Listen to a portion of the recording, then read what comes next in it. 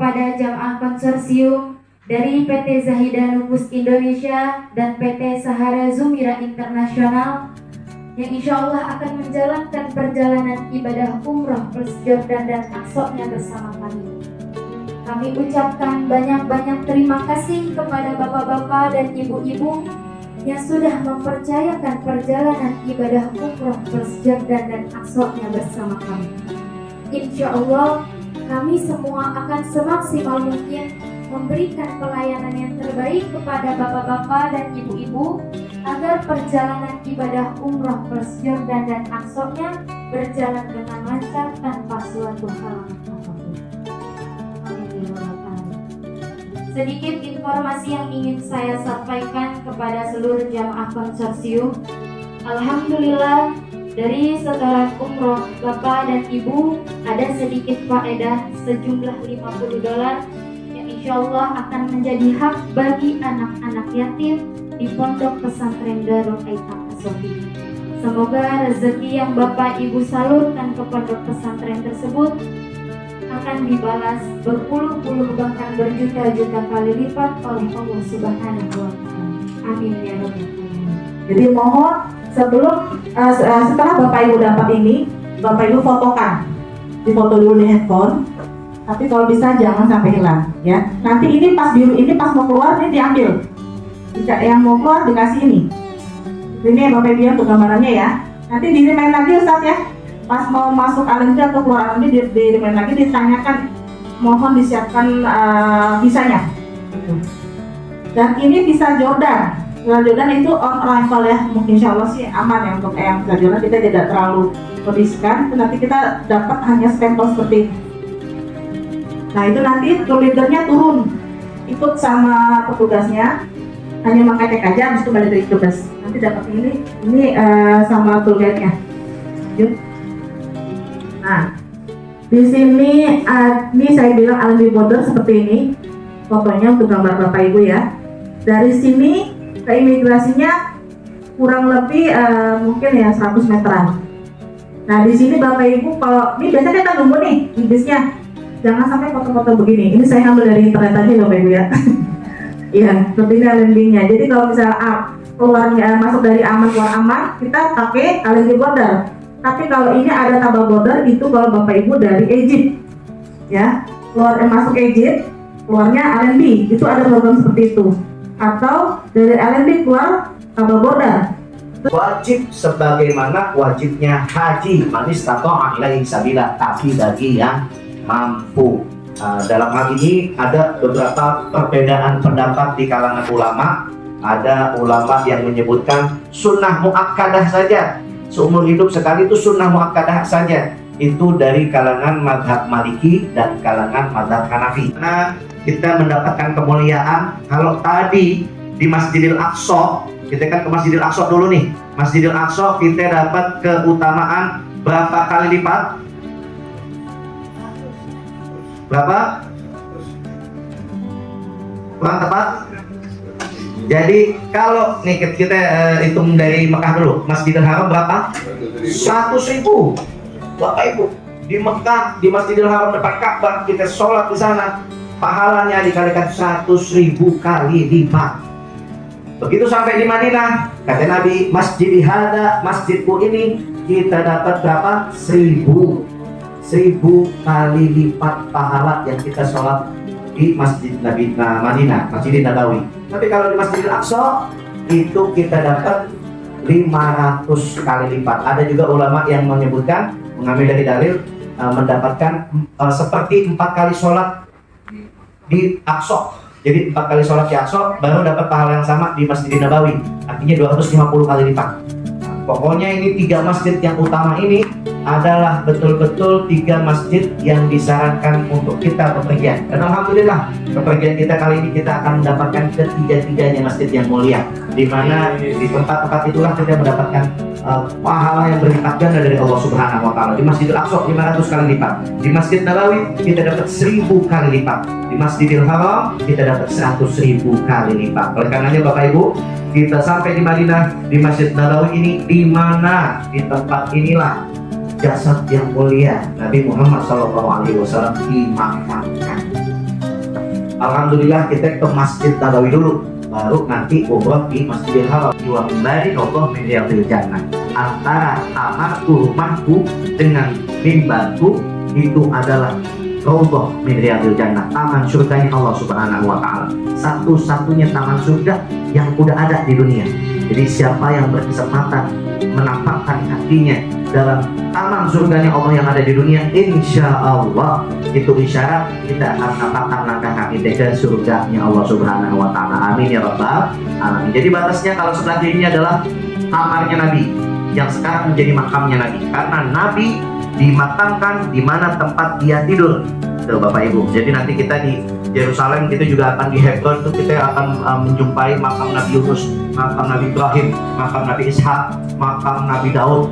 Nah disitulah rumah mereka, dan disitulah Nabi-Nabi itu tidur, disitulah mereka dimakamkan. Nah, Nabi Muhammad SAW kamarnya yang sekarang menjadi makam beliau sebelah kiri.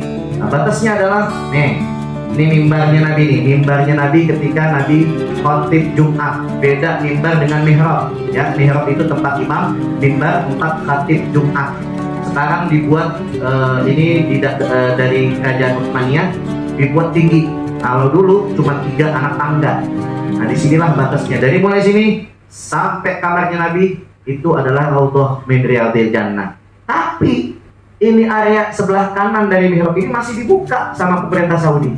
Dan orang masih ada sholat di sana. Mereka anggap ini juga Raudhah, nggak tahu ilmunya. Nah, jadi Bapak Ibu, di sini saya jelaskan, kalau nanti kita masuk ke dalam area Raudhah, dapat kesempatan Raudhah, pastikan kita ada di tengah-tengah sini.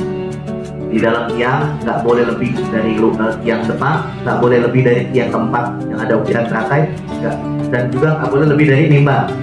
Lalu ratakan air di seluruh tubuh ke semuanya sampai ke selak-selaknya.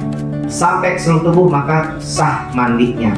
Setelah kita mandi sunnah ihram, nanti bapak-bapak bersiap-siap.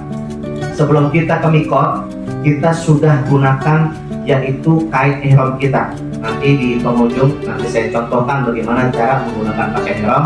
Mungkin untuk yang baru kita bisa matangkan lagi. Mungkin yang sudah pernah, nah ini mengingatkan saja. Ada mungkin juga strategi makainya agak beda dengan saya. Nanti saya kasih lihat. Kita pakai kain ihram dari hotel. Jadi kemungkinan kita akan berangkat ke tempat mikot itu habis zuhur, kemungkinan jam check out biasa ya. Berarti sholat zuhur kita masih dapat di Masjidil Nabawi. Kita masih bisa sholat zuhur di Masjid Nabawi. Dan karena kita akan berjalan jauh, Bapak Ibu, di hari keberangkatan kita, begitu sholat zuhur, kita lakukan sholat jamak takdim qashar. Asarnya yang di qashar, zuhurnya kita ikut dengan imam. Jadi begitu sholat zuhur 4 rakaat ikut dengan imam, begitu salam, assalamualaikum warahmatullahi, maka kita langsung bikin jamak takdim qashar asar. Tarik asarnya dan kita ringkas jadi 2 rakaat, langsung kerjain sholat asar untuk diringkas jamak takdim alami. Kalaupun ada, maka yang harus kita laksanakan adalah lapor kepada ustadz pembimbing, mungkin kepada saya atau kepada mutawif. Nanti ustadz yang ada di sana kita lapor ke mereka, nanti akan ditentukan pelanggarannya apa dan konsekuensinya apa, karena agak berbeda. Kalau bersetubuh tadi itu pelanggaran berat, maka damnya betul-betul sembelih kambing. Tapi kalau hanya sekedar mungkin ada yang terlupa, mungkin ada yang khilaf, rambut rontok misalkan, atau mungkin membuka di depan buka urat di depan kawannya, iya, atau mungkin pakai parfum cuci tangan dengan sabun, mungkin waliyadzubillah, kita nggak kepengen itu terjadi saat kita ihram agar sempurna semuanya. Tapi kalaupun terjadi, itu pelanggarannya mungkin bisa diganti dengan fidyah, kita bisa ganti dengan sedekah. Nah ini diatur sama mutawif, orang lokal yang di sana. Kenapa? Karena untuk membayar fidyah harus kita berikan kepada ahli Makkah. Ini kita misalkan kita mau fidyah, kita melanggar, misalkan kita kena pelanggaran yaitu pakai wangi-wangian, kita kena damnya mungkin dikategorikan ringan sehingga kita boleh ganti dengan fidyah. Fidyahnya itu memberikan makan untuk 3 kali sehari lah, katakan 60 rial untuk 1 orang. Ini mungkin hitungan saya yang dulu, nggak tahu yang sekarang mungkin berbeda. 60 rial ini dikurskan dalam rupiah berapa? Nah itulah yang kita titipkan kepada mutawif orang lokal untuk nanti dia bisa sampaikan kepada ahlu Mekah. Jadi betul-betul harus ditunaikan kepada fakir miskin yang ada di Mekah. Nah, untuk nyari fakir miskin yang ada di Mekah ini harus orang lokal, nggak bisa sembarangan. Dan juga misalkan orang lokal ini mutawif kita, dia tinggalnya di Jeddah, nggak boleh dia kasih ke orang Jeddah, nggak boleh, ataupun dia makan sendiri, nggak boleh. Makanya mutawif kita amanah, insya Allah amanah.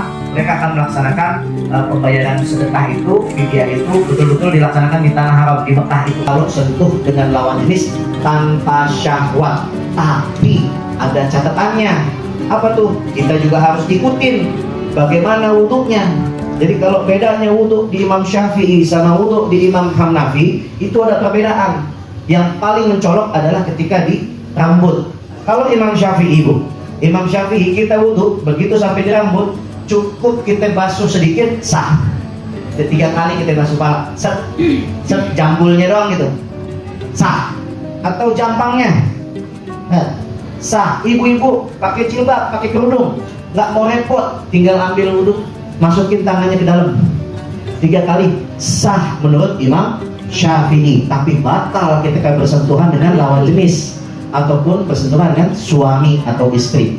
Tapi kalau mazhab yang lain, dia nggak batal sentuhan tanpa syahwat, tapi wudhunya beda. Terus basah seluruh rambut. Kalau bapak-bapak kaifiatnya wudhunya begini, dari depan ke belakang, dari belakang lagi ke depan. Nah, basah semua dengan air wudhu. Begitupun ibu-ibu juga harus diusap, dari depan ke belakang, dari belakang ke depan, plus menjulur ke rambutnya yang terurai. Nah, itu cara wudhunya Imam Maliki. Kita gunakan wudhunya Imam Maliki dengan niat untuk tawaf di depan Ka'bah, tapi juga harus ikuti tata cara berwudhunya. Sampai sini paham ya Bu ya? Kain saja nih, kain, maka kita pakai layaknya sarung. Pertemukan kedua ujungnya. Ini gaya saya nih Pak. Pertemukan kedua ujungnya.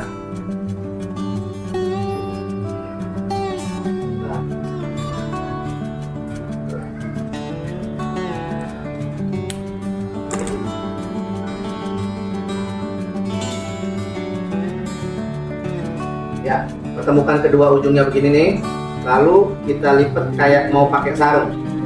Biasanya kita lipat di sini dulu ya. Oke. Sayanya kecilan, kayaknya kepanjangan nih. Ya Allah. Baik, pakai tekniknya ini. Kedua ujungnya disisain sedikit. Ini teknik yang saya pakai nih. Kedua ujungnya disisain sedikit, lalu dilipat sisa ini ke arah depan. Nah, ini jadi kayak sarung. Kalau udah kayak begini, tinggal kita pakai sarung. Nah, kita lipat udah kayak sarung. Nah, dan untuk yang bawah ini pastikan tidak melebihi pusat dan harus melewati mata kaki. Mata kaki harus lewat. Ini teknik yang saya biasa gunakan. Kalau pakai teknik ini, lebihkan sedikit, terus lebihnya ini tutup ke depan, baru dilipat seperti sarung. Ini meminimalisir ketika bapak-bapak jongkok atau mohon maaf ngangkang begitu, meminimalisir terbuka. Ini kita mau, begini, tinggal kebuka. Tuh, mau jongkok begini, aman. Karena bapak-bapak lagi-lagi kita nggak pakai dalemak ya. Jadi kita harus jaga betul-betul, dan ada beberapa teknik yang betul-betul juga bisa menjaga agar kuat. Di samping itu, bapak-bapak juga boleh pakai sabuk. Kalau mungkin sempat beli sabuk, sabuknya dipakai di sini. Setelah sabuk dipakai, baru dilipat lagi tutup. Ini nggak boleh kelihatan pusar dan tidak boleh menutupi mata kaki. Ini untuk yang bawah. Nah, kalau ada tulisan Zahidah berarti dia atasan. Atasan ini disebutnya rida. Rida itu selempangan. Ini atasan, tulisannya kita taruh di sisi bawah. Ini. Nah, agar terlihat tulisan Zahidah, biar bisa membedakan. Oh, ini jamaah kita nih. Kalau jamaah yang lain biasanya polos, putih polos. Ini jamaah kita ada tulisan Zahidah. Nah, untuk yang atas ini kita masukkan sisi kiri ujung ke punggung belakang. Nah, punggung belakang ini kita bisa masukkan ke belakang ikatan, simpul belakang sarung ini, atau sabuk. Kalau kita pakai sabuk, kita masukin di sabuk. Kalau sudah, baru kita tarik lagi yang ujungnya ini menutupi ke atas. Nah, ini doang nih.